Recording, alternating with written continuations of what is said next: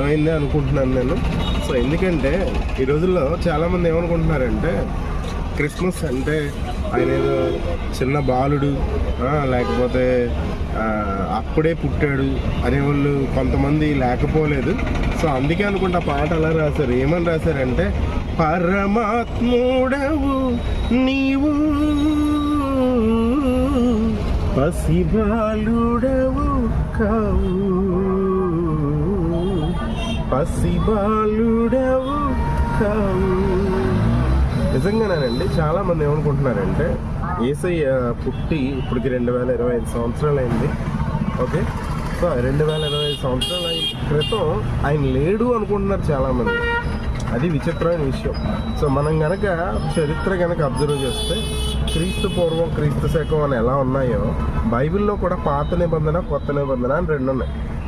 So ఆ పాత నిబంధన అంటే ఏంటంటే యేసయ్య రాకముందు ఆయన వస్తానని చెప్పిన గ్రంథాలు అన్నీ కూడా పాత నిబంధన అని డీకోడ్ చేస్తారు.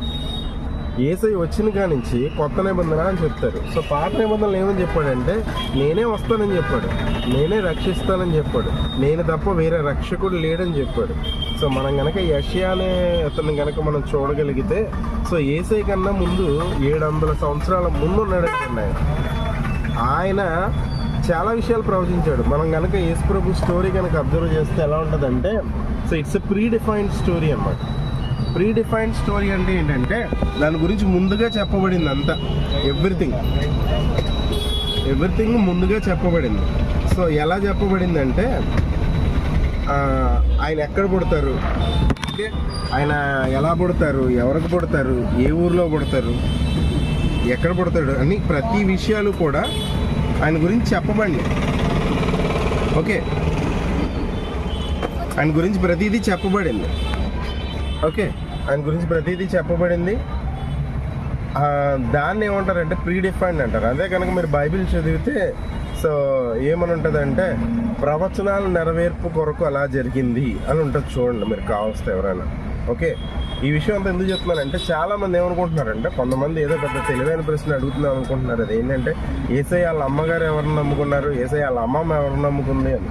ఓకేనా, అప్పుడు కూడా యేసయ్యనే నమ్ముకున్నారండి. ఎందుకంటే దేవాది దేవుడు, ఈ సృష్టిని సృష్టించిన దేవుడు మనుషులు తనను కనుగొనలేరు కాబట్టి దేవుడే మనిషిగా దగ్గర రావాల్సి వచ్చింది. ఎందుకంటే ఒక చిన్న ఎగ్జాంపుల్ చెప్తానండి.